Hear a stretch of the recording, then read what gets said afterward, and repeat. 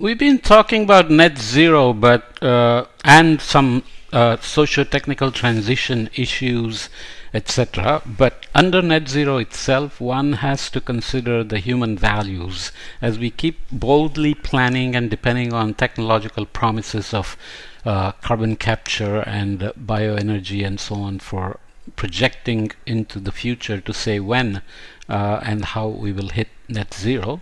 We are or not being so careful about the human dimensions, the behavioral aspects and intrinsic and extrinsic values at individual levels. There are community level cultural values, norms, punishments, which are all going to decide how people perceive various technologies and how they get assimilated, accepted, etc. So this is a schematic showing the dimensions of net zero energy systems, which we talked about, net zero energy systems. So you have the various fossil fuel based energy systems which we are so used to. We are now getting used to electric vehicles and charging systems. We are used to now seeing windmills around, solar panels around, and we will begin to obviously we have been seeing the recycling aspects for a long time. We are used to the hydro and all the things that we value, like greenery, the public transport system, and what we like in terms of freedom and what we like in terms of our neighborhoods, our foods, and our preferences, and each one has a bearing on net zero. And changing preferences, for example, reducing meat to be more carbon friendly or reducing your carbon footprint, etc., are not necessarily directly and easily acceptable for all.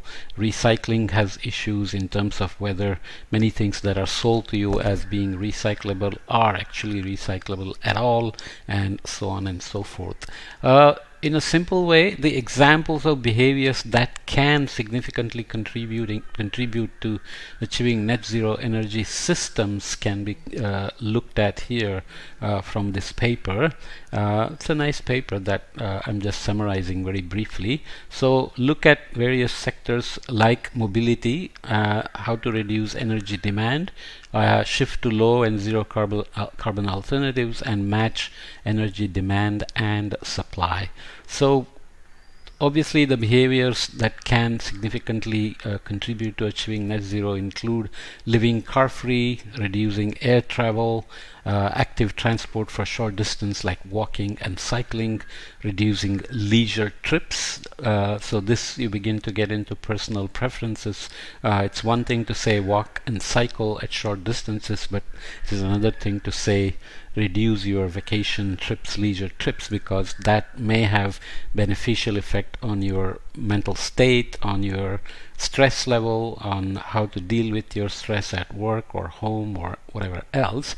And own smaller cars and more efficient combustion engines. So if we want to go away from the carbon trap and decarbonize, then obviously more efficient combustion engines is not the way to go. We have to switch to electric vehicles, for example, but the system has to provide them as well. Fuel efficient driving, so to choose your the mode of driving, your style, keeping the tire pressure correct, and so on and so forth. Low carbon materials for car manufacture, that's not in your hand, but that can affect the outcome. Shift to low and zero carbon alternatives like electric vehicles or alternative fuels like hydrogen and biofuels. We looked in another podcast about how hydrogen is having trouble in terms of hydrogen cars. Many people have said they are already dead and buried, but many people think there is still hope in terms of green hydrogen and that the hydrogen revolution is coming. And of course public transport we have discussed in many contexts, but this again is not a preferred option for everybody, and it's not always convenient, even if it is a preferred option in many places, suburban US, for example.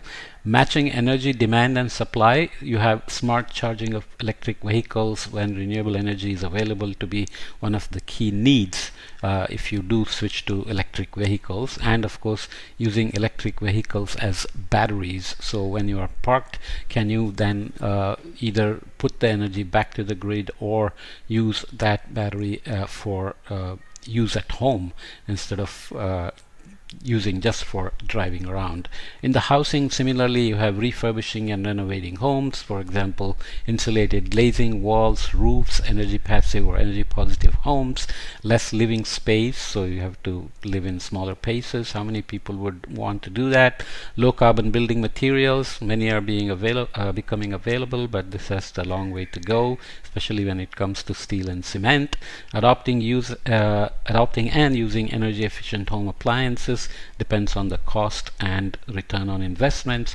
Curtailing everyday energy use, for example, lowering room temperature, saving hot water, reducing laundry temperatures, line drying laundry, eliminating standby electricity use. So all of these often are related to externalities that have nothing to do with energy efficiency. Like, you cannot always hang your laundry outside. In some neighborhoods they are considered not aesthetically pleasing, and some people like to keep room temperature very low but then wear sweatpants and sweatshirt or use blankets to sleep, because in fact you can sleep a little better. At least I can sleep better when temperatures are cold.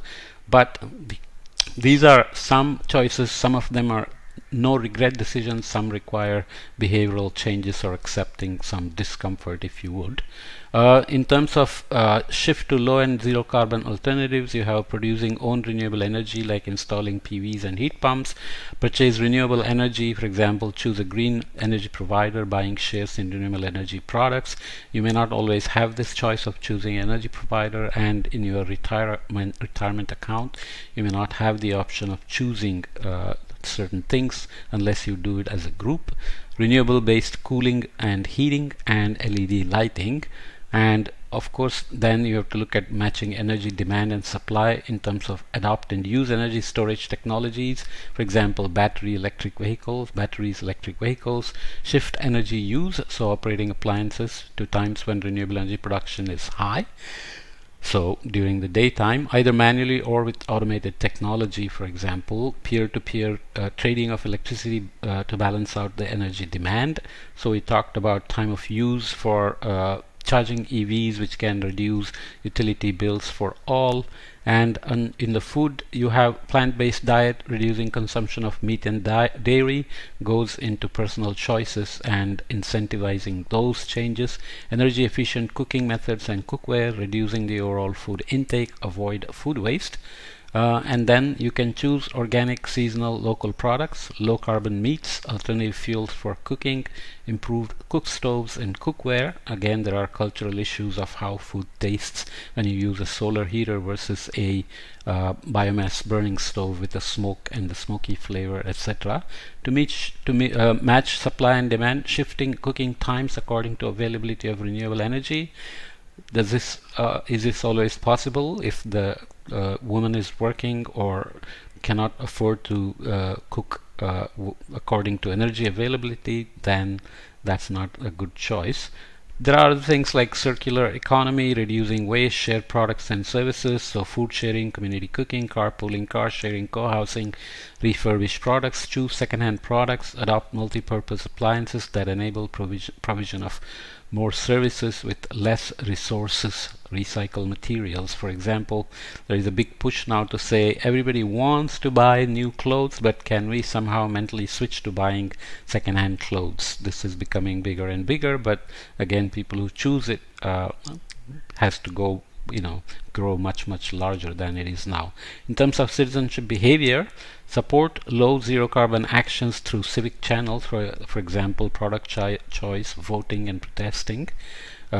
Protesting for things comes under intrinsic and extrinsic values. Some people may care about them, some people may not care about them enough to go and protest.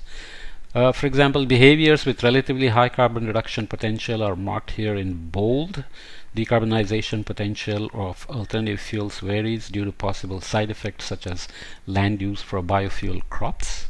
The other point, footnote to be noted, except when growing local products, example in greenhouses, take more energy than shipping products from elsewhere, takes more energy. Okay, so examples of implications of net zero energy systems for people's values, you can think of this pie chart: altruistic, biospheric, hedonic, and egoistic. So this is for others and this is for oneself. So again, it's intrinsic and extrinsic kind of situation. Consequences for other people, for example, costs, health effects, access to clean and affordable energy, fairness of distribution of costs and benefits between groups, consequences of for future generations. These come under altruistic behaviors, but we have discussed elsewhere that altruistic behavior tends to be religion based on moral stories and allegories told to you when you're growing up. So it's kind of a trained behavior which can be acquired, which means it can also be lost, or can be abandoned when push comes to shove, or when there are resource limitations, or when you don't feel like worrying about consequences for other people. Under biospheric, worrying about others, combating climate change, effects on ecosystems and environmental pollution. So each time when you drive, are you worrying about environmental pollutions? When you travel, are you worrying about if you're using biofuel or not? Are you worrying about effects on ecosystems and combating climate change? Can one even track everything all day, every day? When the system is in a carbon trap, then many times you don't even have a choice, right? Under hedonic, so on the personal side, comfort, pleasant home temperatures are something we all like. Convenience, for example, easiness of adopting, operating and maintaining technology becomes a big handicap. If you like iPhone, you want to buy iPhone, you don't care how much carbon footprint it has, you just like it as a convenient device that you like.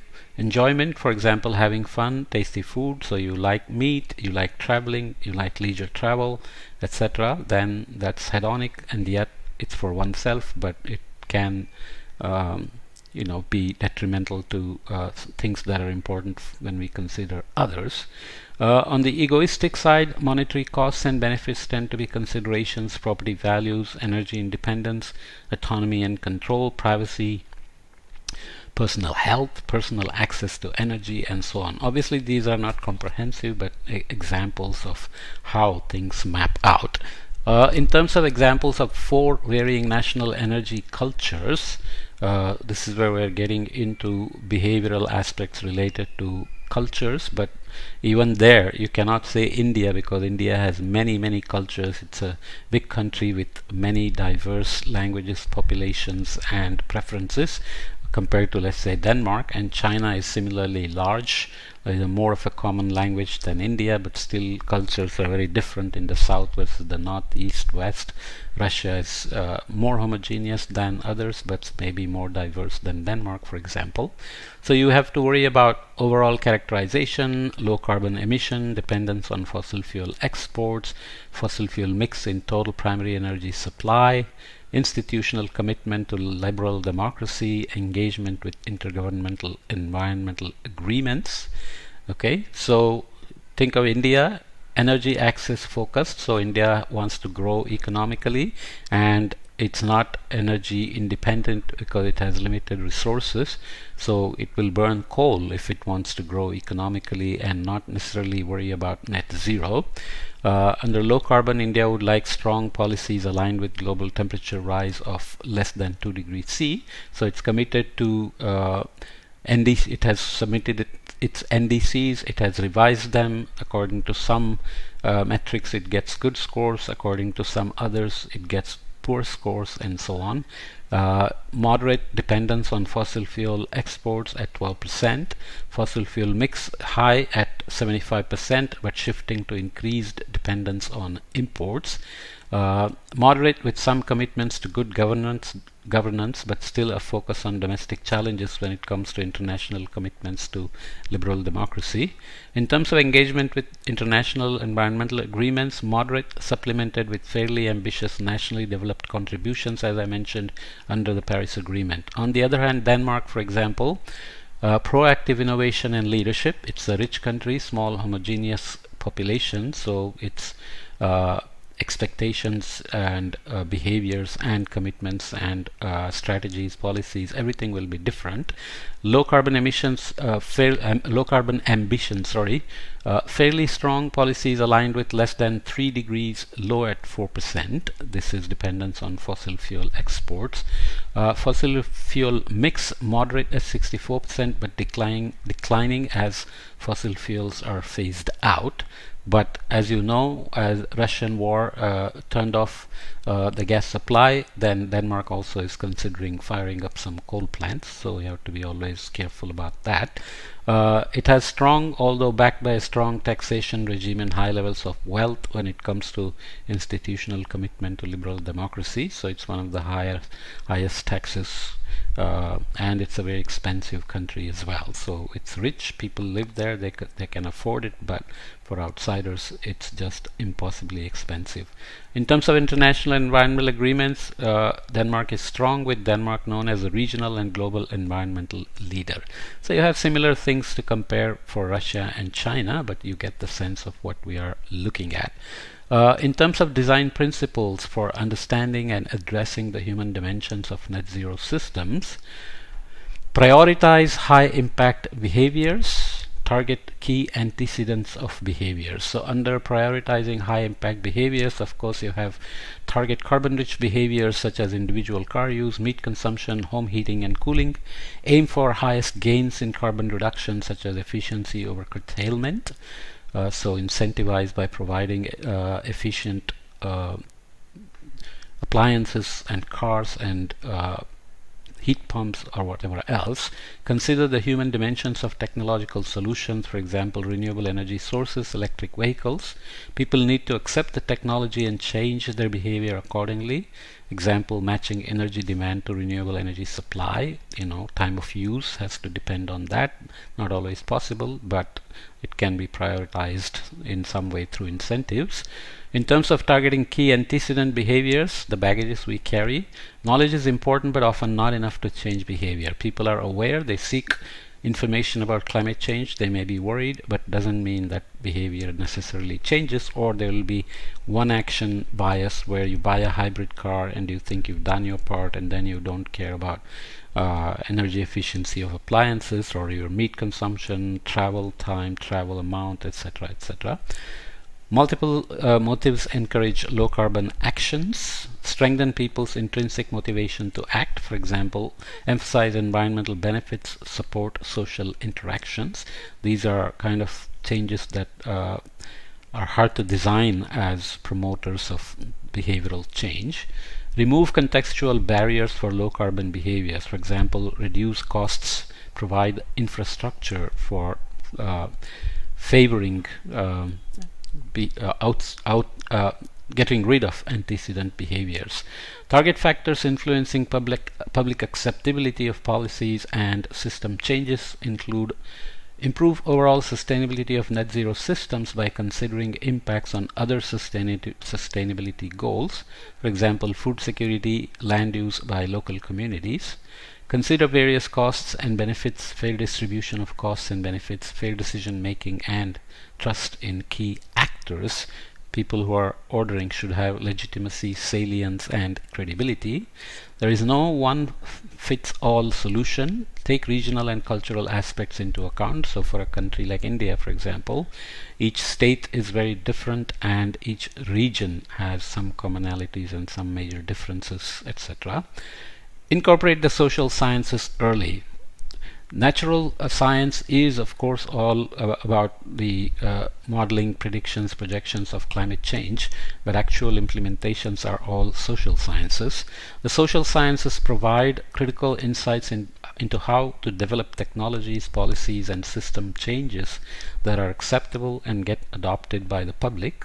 Incorporating the social sciences early in the design process prevents public resistance towards the already made top-down implemented technologies, policies, and system changes. Okay, it's kind of a brief introduction, but I think it's very useful in terms of considering human behaviors and human dimensions of net zero transitions, socio-technical transitions in terms of transportation, energy systems, energy use, adapting behavioral changes in terms of travel, when to use energy for cooking and other things, etc. So let's see how these things evolve. As we said, knowledge doesn't necessarily, or awareness doesn't necessarily mean environmental change. So many climate scientists who think they are doing climate communication often are not careful about what is the purpose of their communication effort. Is it for awareness? Is it to get people involved in actions, or is it to bring about behavioral change?